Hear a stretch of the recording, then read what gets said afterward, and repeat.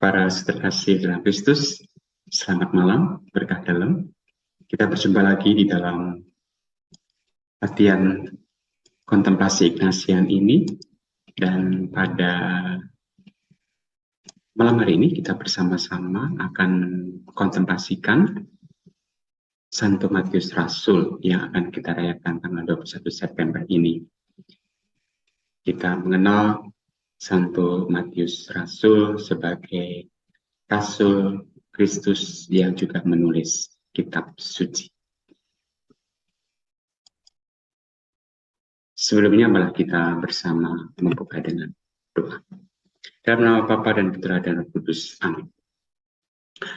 Allah Bapa yang baik, kami bersyukur kepadamu atas segala rahmat-Mu, sehingga kami mampu untuk berkumpul kembali pada malam hari ini untuk melanjutkan latihan doa kontemplasi kami.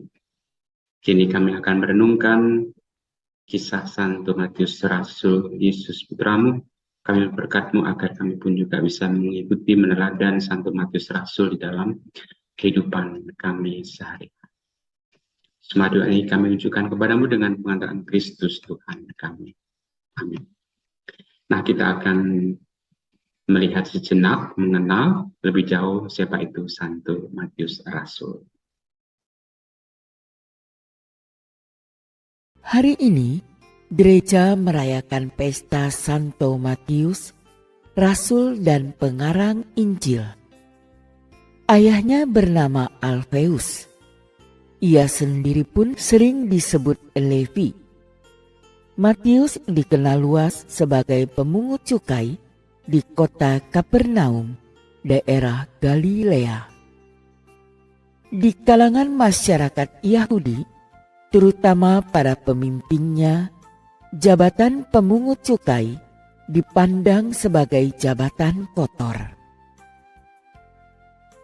Para pemungut cukai dipandang sebagai pendosa yang dapat disejajarkan dengan pembunuh, perampok, penjahat, pelacur, dan lain-lain. Alasannya ialah mereka itu adalah sahabat dan kaki tangan Romawi, bangsa kafir yang menjajah mereka. Meskipun tuduhan itu tidak seluruhnya benar, namun Matius jelas digolongkan dalam kelompok yang tak terhormat ini. Apa boleh buat, karena itulah pandangan umum masyarakat Yahudi. Segera terlihat bahwa Matius masih berharga di mata Tuhan. Yesus memanggil dia, "Ikutilah aku." Panggilan ini menunjukkan bahwa bagi Yesus, Matius masih memiliki titik-titik kebaikan yang dapat diandalkan. Peristiwa panggilan Matius sempat mencengangkan banyak orang. Bagaimana mungkin Yesus memanggil dan memilih seorang pendosa menjadi muridnya? Ketika Matius mengadakan perjamuan besar di rumahnya bagi Yesus dan murid-muridnya, banyak pemungut cukai hadir juga. Kaum Farisi dan orang-orang lain yang tidak menyukai Yesus semakin membenci Yesus. "Mengapa gurumu makan bersama dengan para pendosa?" Pada saat itulah Yesus mengatakan, "Bukan orang sehat yang memerlukan dokter, melainkan orang sakit. Aku datang bukan untuk memanggil orang saleh, melainkan orang berdosa." Terhadap panggilan Yesus, "Ikutilah aku," Matius segera bangun dan mengikuti Yesus. Ia meninggalkan seluruh hartanya yang banyak itu, dan dengan rela memulai suatu hidup yang baru bersama Yesus dan murid-murid lainnya. Sikap tegas Matius menunjukkan bahwa ia memiliki sifat-sifat kerajaan Allah, semangat kemiskinan dan pelayanan, terutama cinta dan iman kepercayaan akan Yesus. Matius seorang terpelajar. Ia dapat berbicara dan menulis dalam bahasa Yunani dan Aramik, suatu dialek bahasa Ibrani. Riwayat hidupnya tidak banyak diketahui, baik sebelum maupun sesudah dipanggil Yesus. Menurut tradisi lisan purba, setelah Yesus naik ke surga, Matius mewartakan Injil dan berkarya di tengah kaum sebangsanya, orang-orang Kristen keturunan Yahudi di Palestina atau Syria selama kira-kira 15 tahun. Selama itulah ia menulis Injilnya yang berisi pengajaran agama dan kesaksian tentang Yesus kepada orang-orang Kristen keturunan Yahudi. Injilnya ditulis kira-kira antara tahun 50 sampai 65. Dalam Injilnya, Matius menegaskan bahwa Yesus dari Nazaret itu adalah benar-benar Mesias yang dijanjikan Allah dan dinubuatkan para nabi dalam masa Perjanjian Lama. Ia membuka Injilnya dengan membeberkan silsilah Yesus Kristus, mulai dari Abraham sampai Maria yang melahirkan Yesus. Dengan silsilah itu, ia mau menunjukkan dengan tegas kemanusiaan Yesus dan kedudukannya sebagai penyelamat yang dijanjikan Allah. Itulah sebabnya Injil Matius dilambangkan dengan manusia bersayap. Setelah menuliskan Injilnya, Matius pergi ke arah timur, ke Masedonia, Mesir, Ethiopia, dan Persia. Konon ia mati sebagai martir di Persia karena mewartakan Injil tentang Yesus Kristus.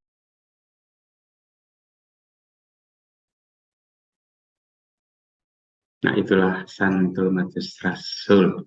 Nah, sekarang kita akan mulai dengan latihan doa kontemplasi kita.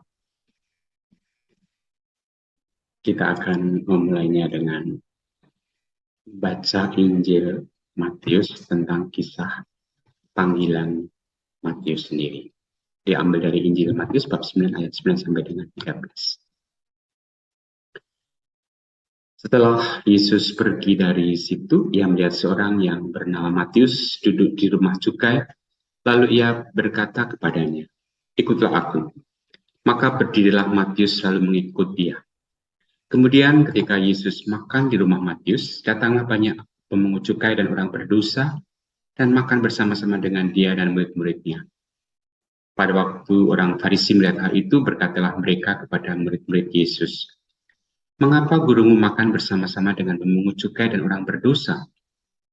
Yesus mendengarnya dan berkata, "Bukan orang sehat yang memerlukan tabib, tetapi orang sakit. Jadi pergilah dan pelajarilah arti firman ini. Yang kukendaki ialah belas kasihan dan bukan persembahan. Karena aku datang bukan untuk memanggil orang benar, melainkan orang berdosa." Nah, mari sekarang kita melihat videonya.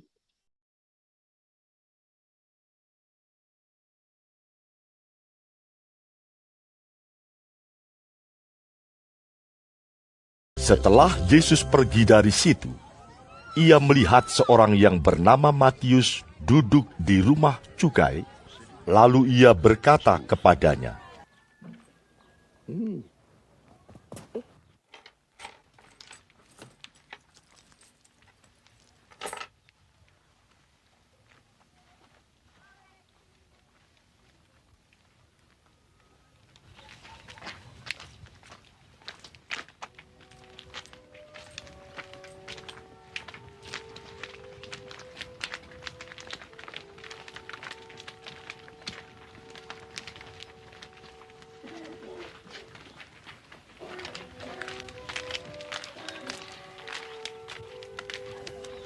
Ikutlah aku. He told them.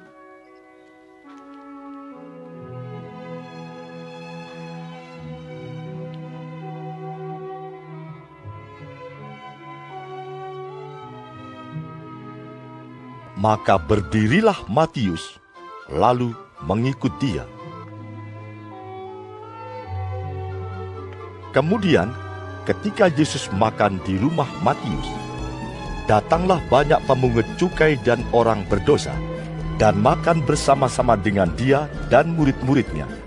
Pada waktu orang Farisi melihat hal itu, berkatalah mereka kepada murid-murid Yesus, "Mengapa gurumu makan bersama-sama dengan pemungut cukai dan orang berdosa?"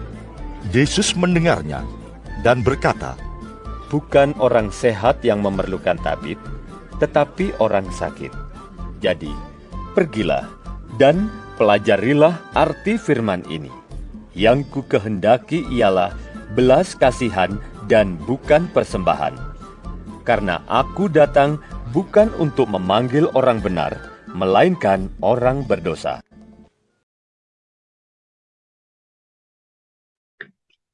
Nah, seperti biasa, kita melakukan langkah-langkah doa sebagai berikut ya. Kita awali dengan doa persiapan, kemudian ada 3 pendahuluan, 3 pokok renungan, lalu percakapan dengan Yesus ataupun dengan Matius. Pendahuluan yang pertama itu kita ingat ceritanya yang kita kontemplasikan, yaitu Yesus yang datang bukan untuk memanggil orang benar, melainkan orang berdosa supaya bertobat. Itulah panggilan Matius. Lalu dalam pendahuluan yang kedua kita membayangkan tempat di angan-angan kita dalam imajinasi betapa agungnya tempat di mana Yesus memberikan gambaran nyata di mana Yesus datang memanggil orang berdosa supaya bertobat, tempat di mana Matius pemungut cukai itu berada, kemudian nanti juga rumah Matius ketika Yesus makan bersama dengan mereka. Ya.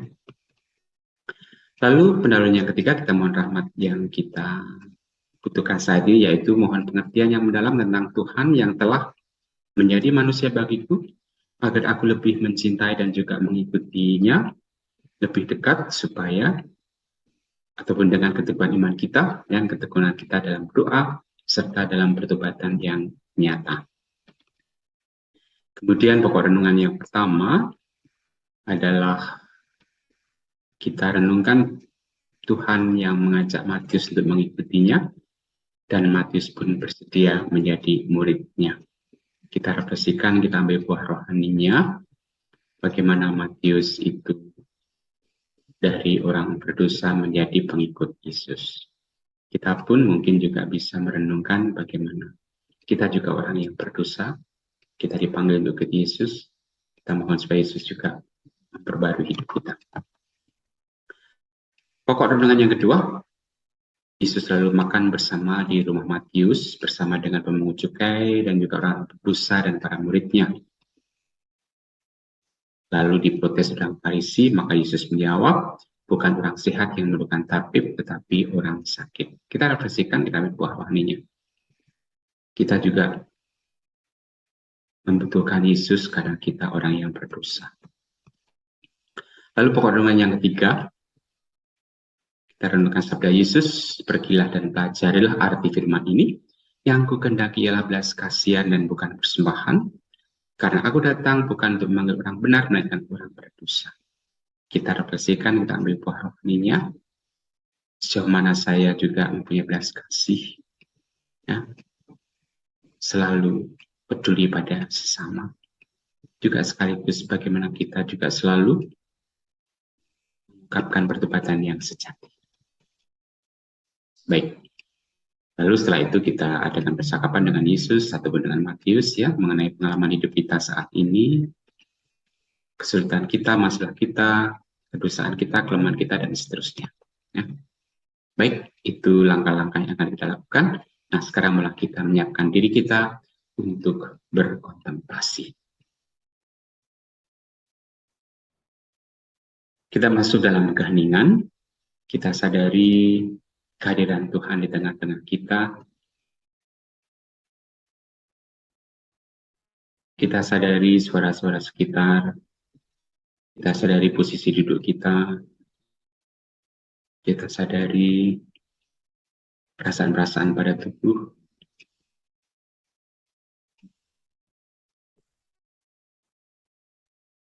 kita sadari juga pernafasan kita.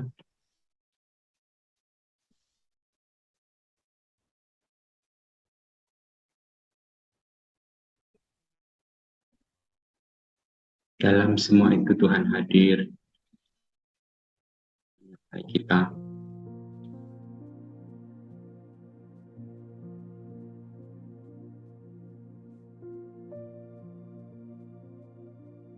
Ya Allah, Tritunggal Maha Kudus yang amat pantas disembah.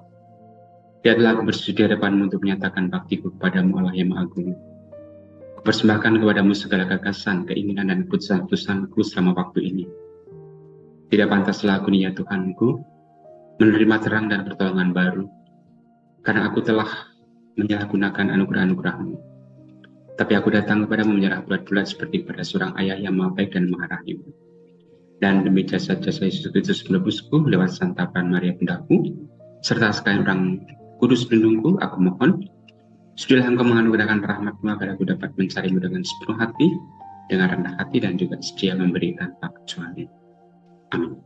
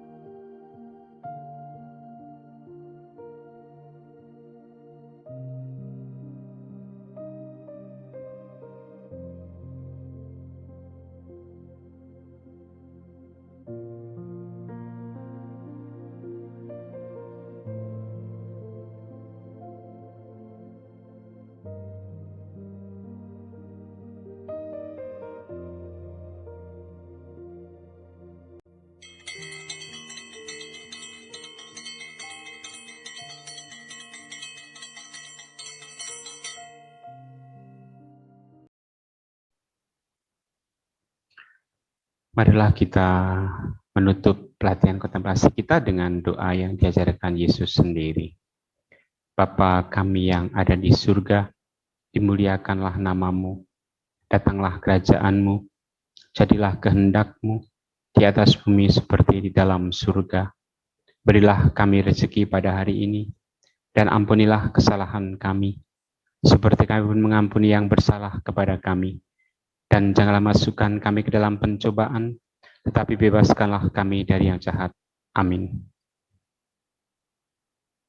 Nah, para terkasih dalam Kristus, bagaimana pengalaman doa Anda kali ini? Semoga memberikan semangat bagi kita untuk menjalankan pertobatan dan juga sekaligus untuk mengikuti Yesus dengan lebih setia lagi. Nah, sekarang malah kita bersama melihat beberapa peringatan di bulan September ini. Yang jelas bulan September itu merupakan bulan Nasional Kitab Suci. Kita diajak untuk lebih sering membaca kitab suci, merenungkan dalam hidup kita supaya kita bisa menggali kekuatan dan rahmat serta buah rohani dari sabda Tuhan dari kitab suci yang kita baca dan kita renungkan setiap hari. Tanggal 3 September kita memperingati Paus Gregorius Agung. Ini adalah paus yang ke-64, paus yang salah satu paus terbesar dalam sejarah gereja, maka disebut Agung. Lahir tahun 540 di Roma, wafatnya tahun 604. Beliau ini memperbarui liturgi gereja, ya, membuat lagu-lagu Gregorian, juga mengadakan pelayanan untuk orang-orang miskin. Kemudian tanggal 8 September kita memperingati kelahiran Santa Peran Maria yang lahir dari orang tuanya, Santa Ana dan juga Santo Yoakim. Mereka mendidik Maria sehingga bisa menjadi pribadi yang tangguh, yang taat, yang rendah hati dan juga setia. Tanggal 9 September kita memperingati Santo Petrus Claver, seorang Yesuit yang lahir tahun 1581 di Catalonia di Spanyol, masuk Serikat Yesus tahun 1602, wafat tahun 1654. Beliau adalah rasul para budak di Kolombia. Kemudian tanggal 10 September kita memperingati Beato Franciscus Garate yang lahir tahun 1857 di Recarte di dekat Loyola di Spanyol, masuk Serikat Yesus 1824 sebagai bruder, kemudian wafat 9 September 1929. Tugasnya adalah menjaga pintu di Universitas Deusto dan juga sakristan. Selama 40 tahun dia setia menjalankan tugasnya, dan dia pun bisa menyadari kehadiran Yesus, Bunda Maria, Santo Yosef melalui tamu-tamu yang dia layani.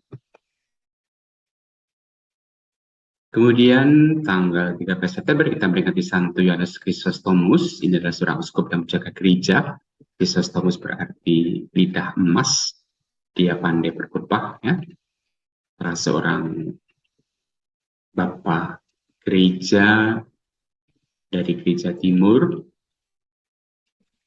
lahir tahun 354 dari Antioquia, wafatnya 14 September 407, meninggal dalam perjalanan menuju tempat pembuangan. Beliau seorang pujangga gereja, ahli homili, khotbahnya sangat bagus, ya. Maka dinamakan Chrysostomus, mulut emas. Kemudian tanggal 14 September kita memperingati pesta salib suci, ya, yang ditemukan oleh Santa Helena. Hari berikutnya 15 September kita memperingati Sabta Duka Maria, ya. Seperti biasa setelah peringatan salib suci lalu kita memperingati 7 kedukaan Bunda Maria. Apa saja kedukaan Bunda Maria? Yaitu ketika mendengarkan tambalan Simeon bahwa sebilah pedang akan menembus hatinya.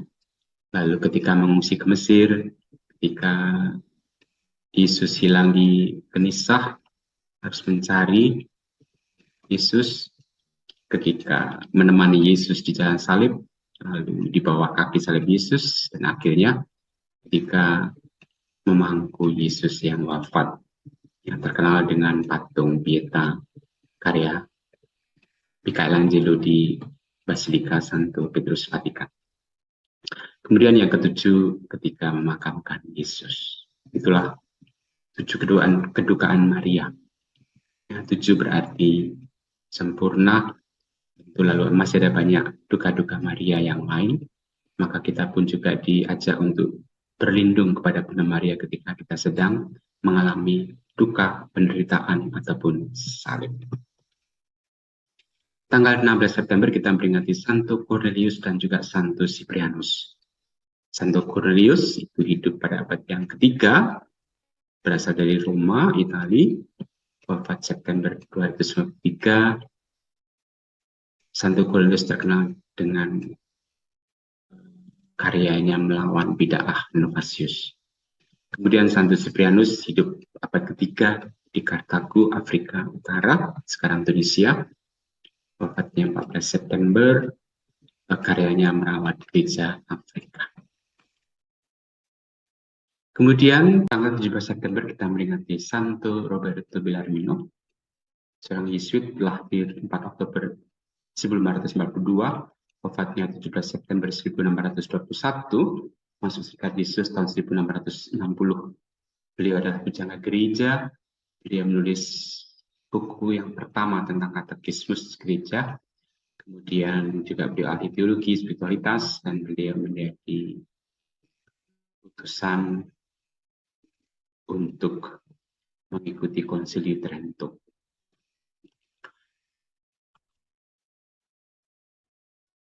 Kemudian tanggal 20 September kita memperingati Santo Paulus Chong Hasang dan kawan-kawan, martir dari Korea, hidup abad 19, berwafat 1846 di Seoul, Korea Selatan, dibeatifikasi oleh Paus Pius ke-11 dan dikanonisasi oleh Paus Yohanes Paus II tahun 1984. Lahir tahun 1795, wafatnya 22 September 1839, Paulus Chong-nya, ya, tadi Andreas Kim Taikon, dibeatifikasi oleh Paus Pius ke-11, dikanonisasi oleh Paus Yohanes Paulus yang kedua. Kemudian tanggal 21 September kita memperingati Santo Matius Rasul yang tadi kita renungkan, kita kontemplasikan, ya. Dia seorang pemungut cukai, orang Lewi, ya, rasul di Ethiopia, berasal dari Kapernaum, Israel, menjadi martir, penginjil, martir di Ethiopia.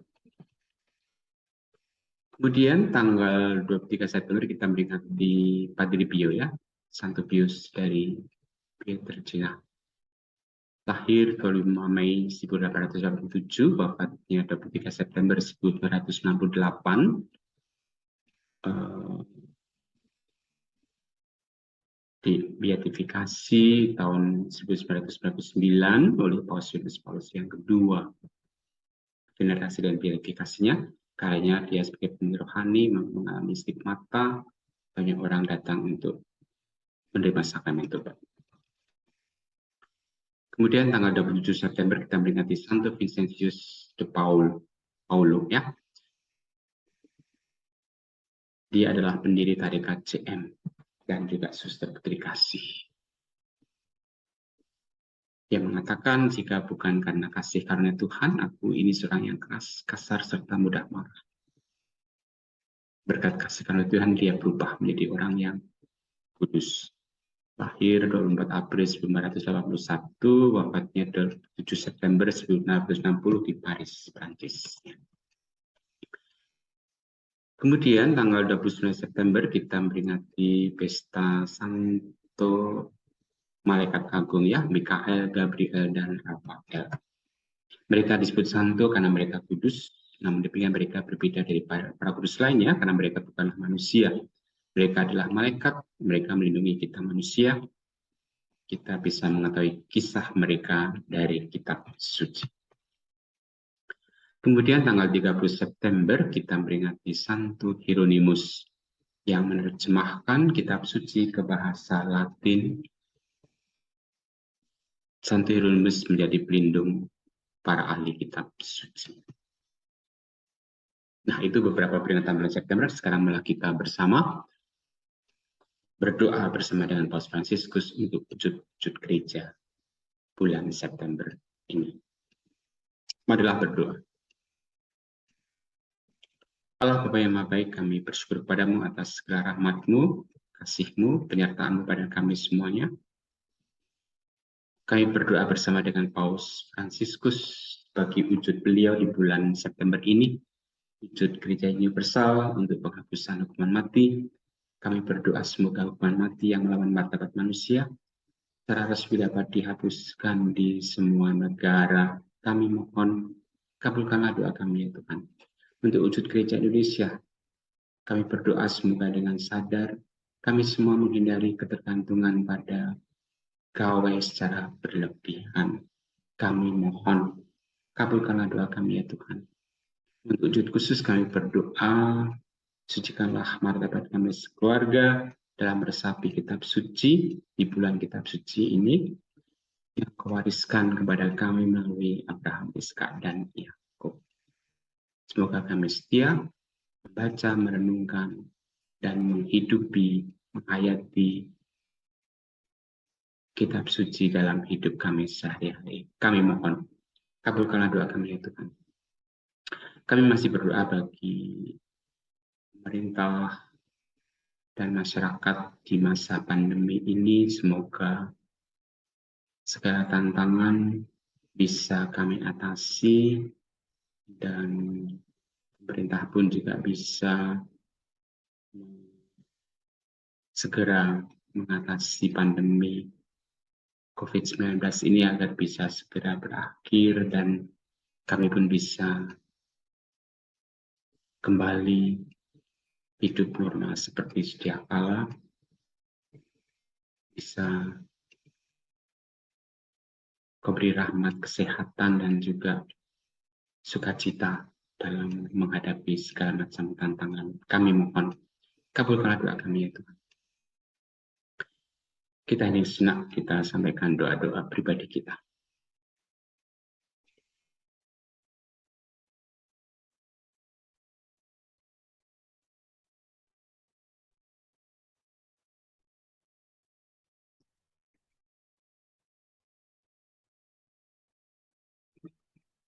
Demikianlah ya Bapa doa-doa yang kami tunjukkan kepadamu.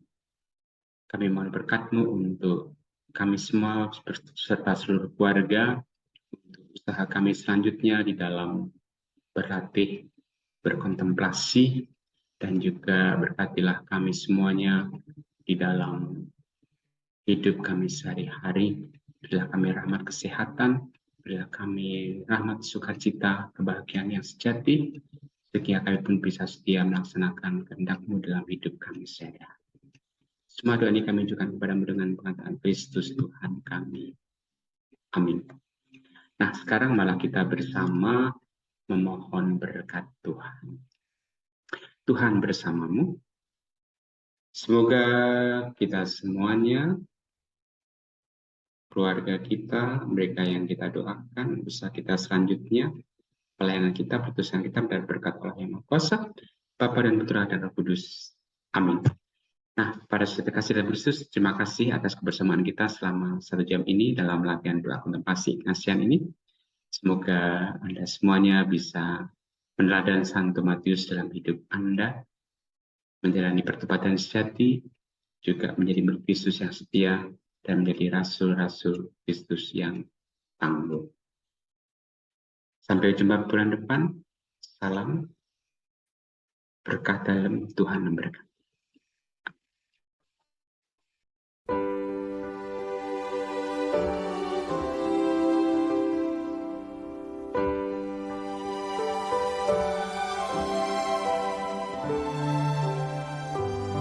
I, the Lord of sea and sky, I have heard my people cry, all who dwell in dark and sin, my hand will save.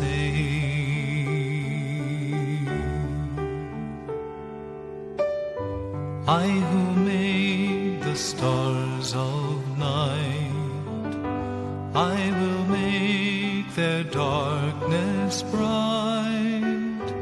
Who will bear my light to them? Whom shall I send? Here I am, Lord. Is it I, Lord? I have heard you calling in the night. I will go, Lord, if you lead me. I will hold your people in my heart.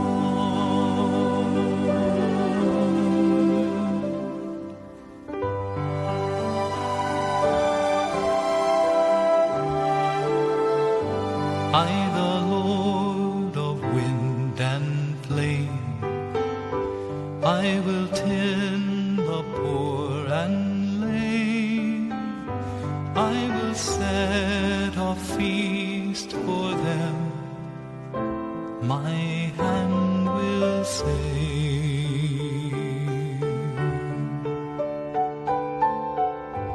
Finest bread I will provide, till their hearts be satisfied. I will give my life to them. Whom shall I send? Here I am, Lord. Is it I, Lord? I have heard you calling in the night.